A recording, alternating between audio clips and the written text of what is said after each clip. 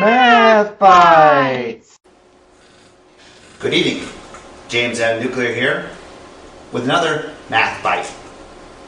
Today we're going to show you some interesting PowerPoint tricks. Basically an electronic way to do the same thing I've been talking about doing with poster board. This Math Bite is turning into a whole meal. An equation that will generate a straight line is one like this.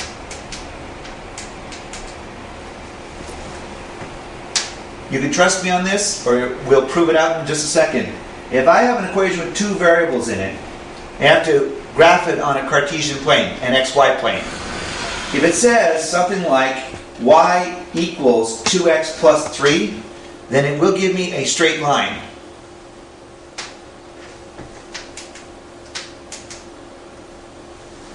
Let's pick some x's and then do the math that's suggested by this problem, and then we will generate y's. I'll try to do this quickly.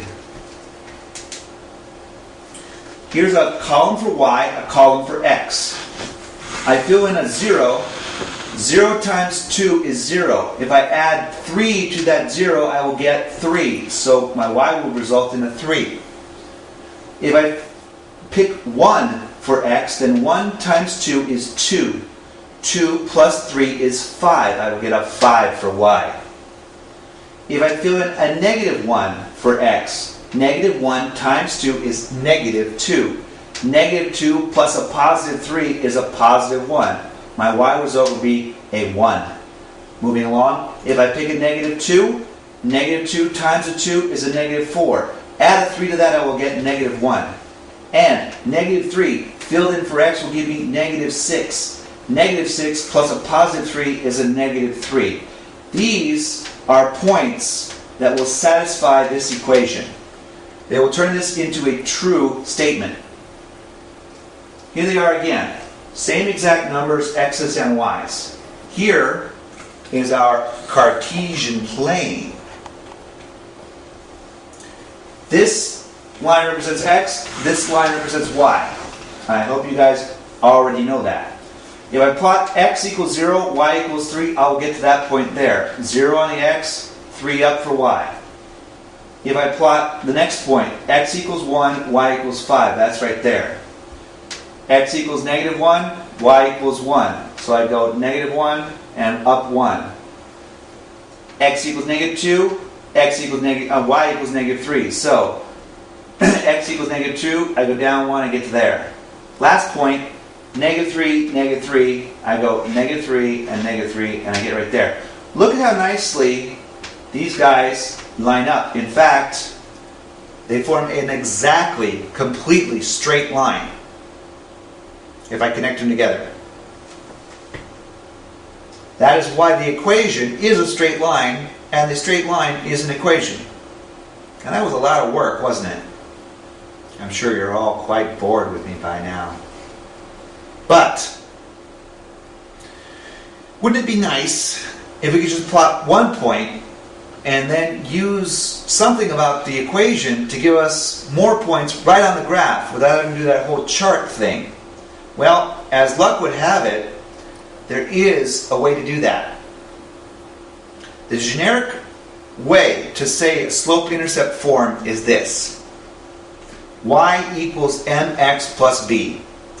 This is one of my favorite things in all mathematics, really. It's so compact, it's so wonderful. It has y equals mx plus b, gives you everything you need to know to draw this line and plot points with it without creating a whole big table. The m in this equation is for the slope of the line. What that means is it tells you exactly how tilted the line is. Does it slope way up like this? Does it get higher faster? Or does it get high very slowly like this? Or does it in fact go negative? That would be a negative slope if you had a negative number in that position right there. What else do we got? B is the y-intercept. That's where the line will touch the y-axis. That's where it will touch the line that goes straight up and down in the middle of the graph, the y-axis. X is the input variable. Just as we were doing with the table, that's still where we would put in numbers to chug through and generate Y's. Y is the output variable. So the X and the Y should be ignored when drawing the line, basically. The important things to look at are this number being multiplied by X and this other number that is being added or subtracted from MX. Let's put this to work. Here's our real example again. Same equation, we should get the same line if we do it properly. Y equals 2x plus 3. Match this up with the format. Y equals mx plus b. So, we're going to look for m here. Can you see it? Of course you can. It's this 2. Then we're going to look for the b. Let's use a different color for that. B right there will correspond with the 3 right there. Can we get in close on that? Y equals mx plus b is equivalent to y equals 2x plus 3. It kind of rhymes. But the important thing to know is that the slope, the m of this equation is 2, and the y-intercept of this equation, the b, is 3. Let's move along, and we'll put those to work for us. 2 is the slope, which means that this thing rises 2 for every 1 that it goes to the right. Slope is equal to rise over run. It's always a fraction, even though it may not look like a fraction at first. The y-intercept is 3. So when we start to plot this thing, we're going to start on the y-axis, and we're going to start at 3. Right there. Bam. That is our y-intercept, and we put it exactly in that spot because the equation says that our intercept is at 3. So we're going up 1, 2, 3, and that's where I land. Now I'm going to take advantage of knowing my slope.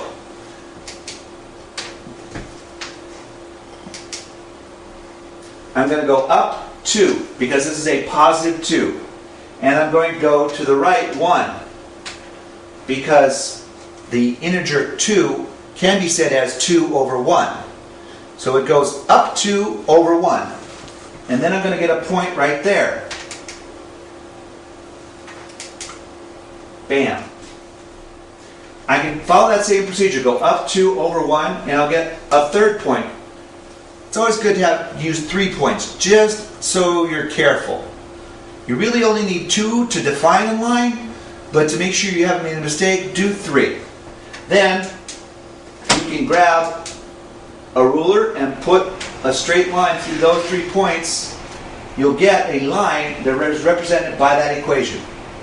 This line is the same line we got by doing all that hard work of plotting 5 points in the table.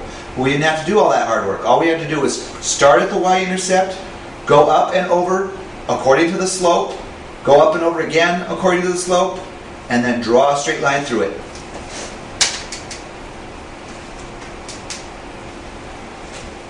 Can you find the slope?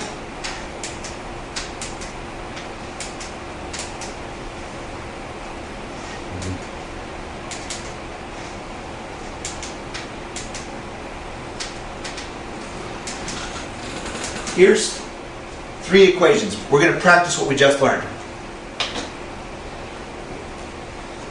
We're looking for the slope of these 3 equations. So, somewhere in here, this being in y equals mx plus b format, we can find the slope. The slope is the one that corresponds to the m. Can you guess what it is? That's right. Wait, that's not right. 4. That's the slope. What's the slope here? Did I just give it away? Yeah, I did. It's 1/2. Y equals 1/2 x minus 5. So the slope is 1/2. What about this one? Y equals 6x plus 2.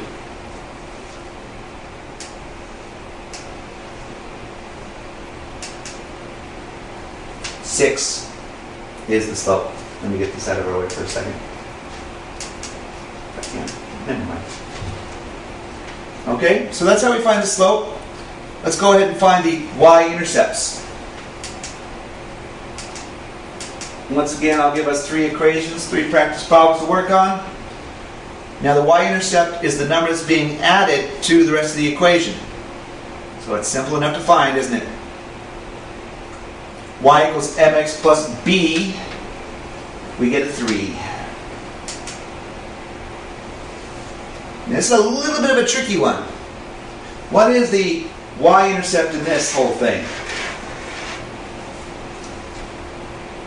Careful. This y-intercept is negative because the slope-intercept form says that it is y equals mx plus b. So what is being added here, if I insert an invisible plus sign, what is actually being added here? Ask yourself. Your answer must be negative 5 is being added. So negative 5 is our y-intercept. It's not 5, negative 5. Remember to bring the negative sign along with you. Last one, and then our video will be done. Y equals 6x plus 2. What is the y-intercept of this equation? 2. That's right. 2.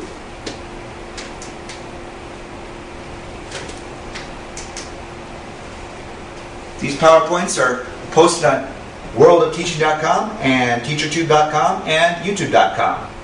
The system I'm using here is a Wii interactive whiteboard system developed by Johnny Chung Lee and a software called Smoothboard developed by Boon Jin and the Smoothboard team. For more information about those products, you can go to smoothboard.net or go to whaleboneir.com. Thank you.